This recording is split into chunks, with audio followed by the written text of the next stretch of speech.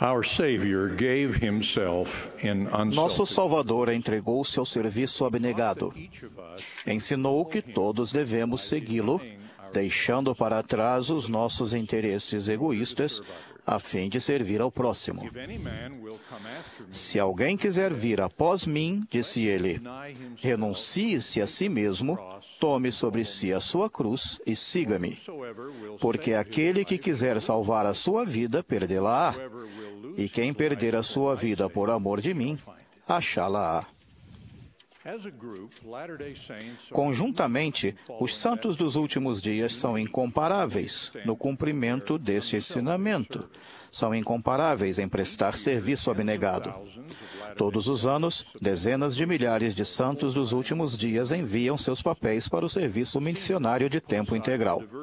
Os idosos deixam de lado as diversões da aposentadoria, o conforto do lar e a companhia amorosa dos filhos e netos e partem para servir pessoas desconhecidas em lugares desconhecidos.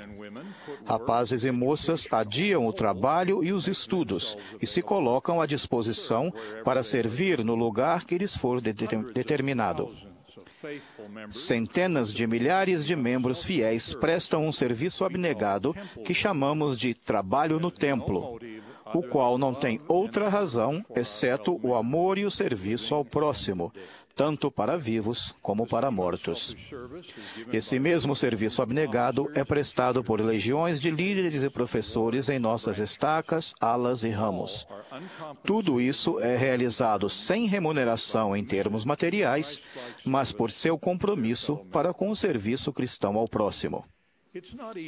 Não é fácil desistir de nossas prioridades e desejos pessoais.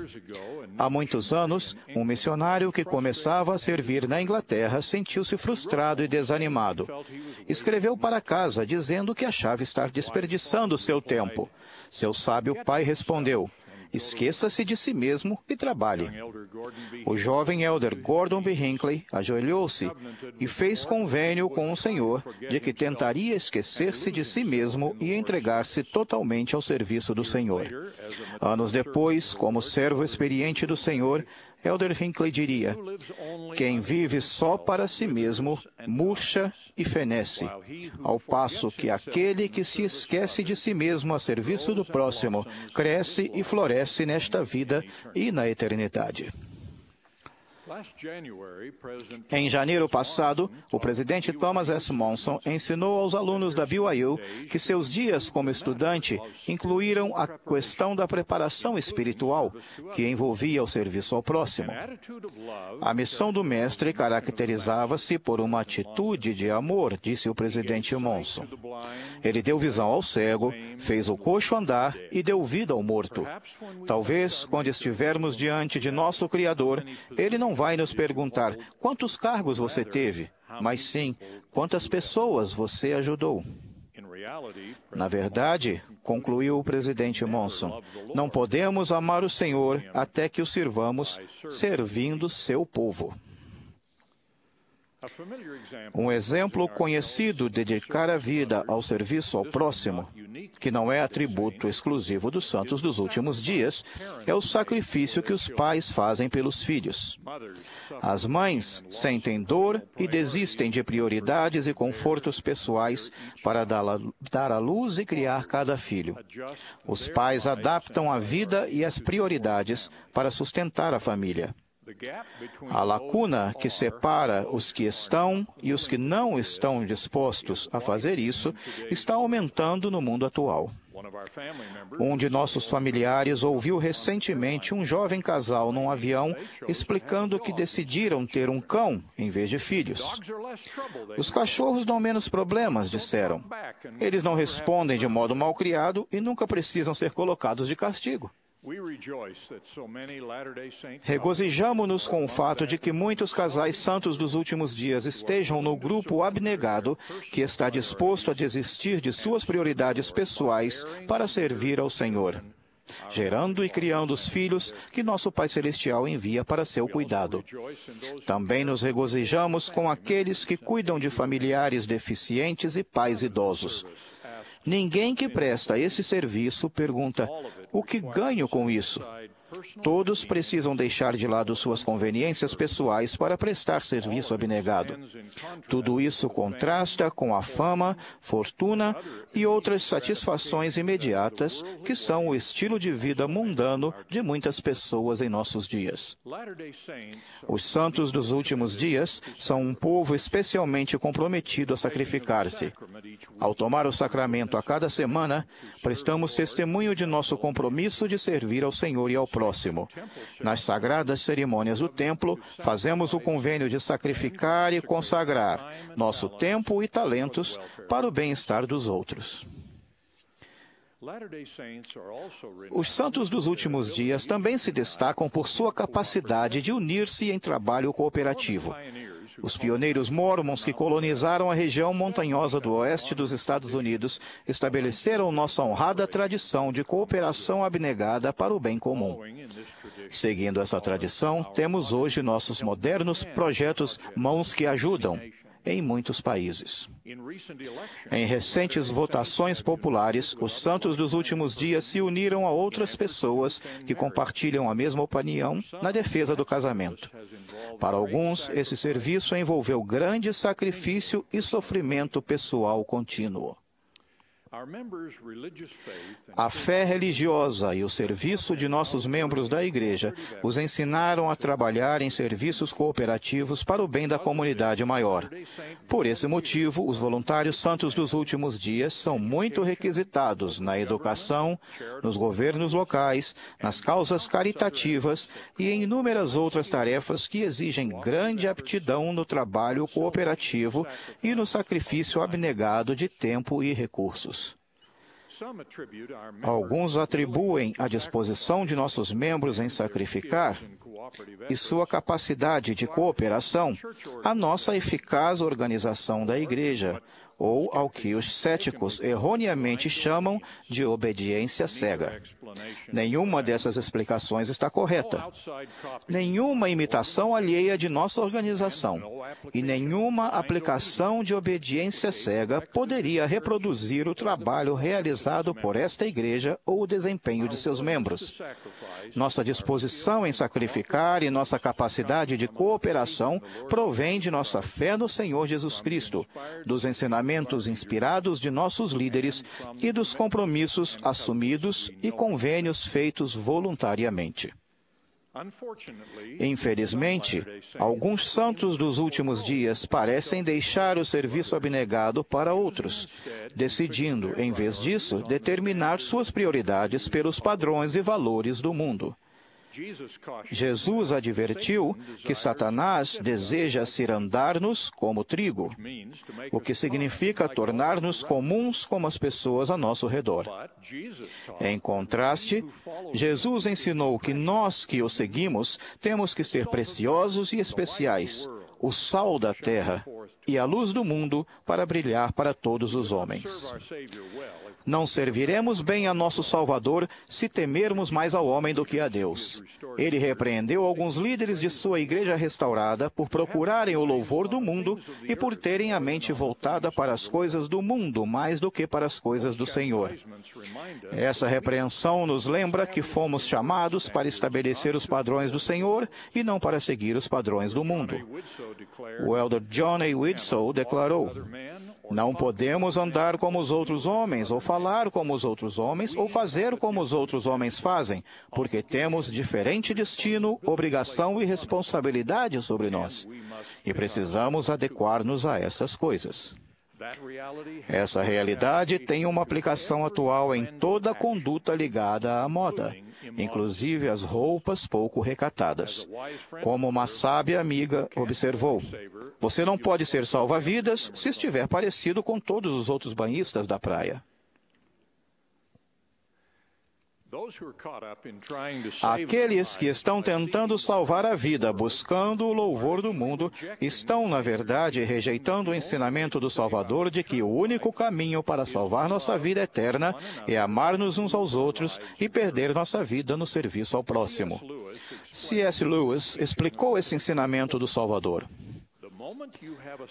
Assim que o eu passa a existir, surge a possibilidade de se colocar em primeiro lugar, querendo estar no centro, querendo, de fato, ser Deus. Esse foi o pecado de Satanás, e esse foi o pecado que ele ensinou à raça humana. Algumas pessoas pensam que a queda do homem teve algo a ver com sexo, mas isso está errado. O que Satanás colocou na mente de nossos remotos antepassados foi a noção de que eles podiam ser como os deuses, que podiam estabelecer-se como se tivessem criado a si mesmos, ser seus próprios mestres, inventar um tipo de felicidade para si mesmos, deixando Deus de fora. Essa inútil ambição resultou na terrível história da humanidade, que procura encontrar algo além de Deus para sentir-se feliz. O egoísta está mais interessado em agradar ao homem, especialmente ele mesmo, em vez de agradar a Deus.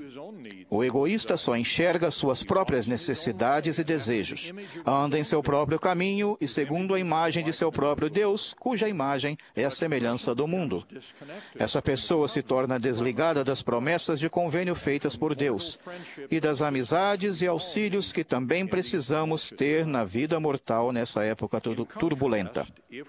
Em contraste, se amarmos e servirmos uns aos outros como o Salvador ensinou, permanecemos ligados a nossos convênios e às pessoas de nosso convívio. Vivemos numa época em que o sacrifício está absolutamente fora de moda, em que as forças externas que ensinaram a nossos antepassados a necessidade do serviço cooperativo diminuíram. Alguém chamou esta geração de a geração do eu, uma época egoísta em que todos parecem estar perguntando: o que ganho com isso? Até alguns que deveriam ter melhor entendimento parecem estar se esforçando para conquistar o louvor dos zombadores e ridicularizadores do grande e espaçoso edifício identificado em visão como orgulho do mundo. A grande aspiração do mundo atual é conseguir algo em troca de nada. O antigo mal da ganância mostra sua face na declaração de direito. Tenho direito a isso ou aquilo por ser quem sou, filho ou filha, cidadão, vítima ou membro de algum outro grupo. A declaração de direito geralmente é egoísta. Exige muito e dá pouco ou nada em troca. Seu próprio conceito faz com que procuremos nos elevar acima das pessoas a nosso redor. Separa-nos do padrão divino e justo da recompensa, pelo qual, quando alguém recebe alguma bênção de Deus, é pela obediência à lei na qual se baseia aquela bênção. Os efeitos da ganância e da exigência de direito são evidentes nos bônus de muitos milhões de dólares concedidos aos executivos de algumas empresas. Mas esses exemplos são mais disseminados do que isso. A ganância e a ideia de direitos são conceitos que também alimentaram a difundida e negligente prática de empréstimos e consumismo excessivo que gerou a crise financeira que ameaça varrer o mundo. Os jogos de azar são outro exemplo de ganância e egoísmo. O jogador investe uma quantia mínima na esperança de receber em troca uma imensa quantia que é tirada de outras pessoas. Não importa como seja disfarçado, receber algo em troca de nada é contrário à lei da colheita do Evangelho. Tudo que o homem semear, isso também ceifará. Os valores do mundo ensinam erroneamente que eu sou o centro de tudo. Essa atitude perniciosa não produz nenhuma mudança e nenhum crescimento.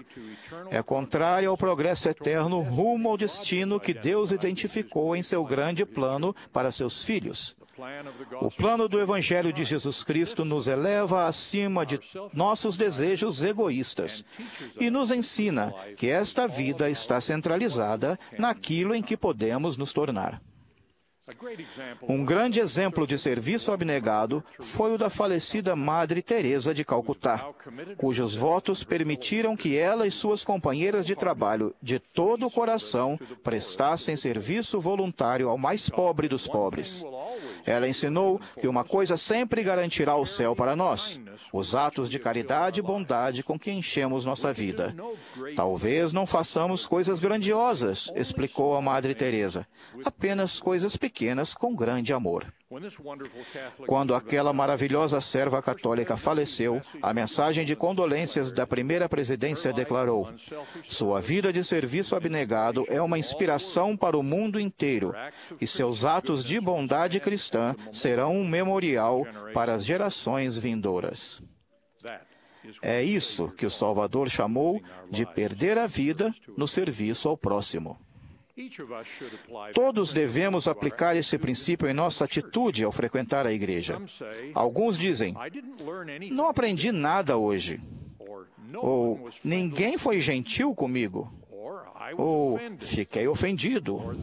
Ou "A igreja não satisfaz minhas necessidades."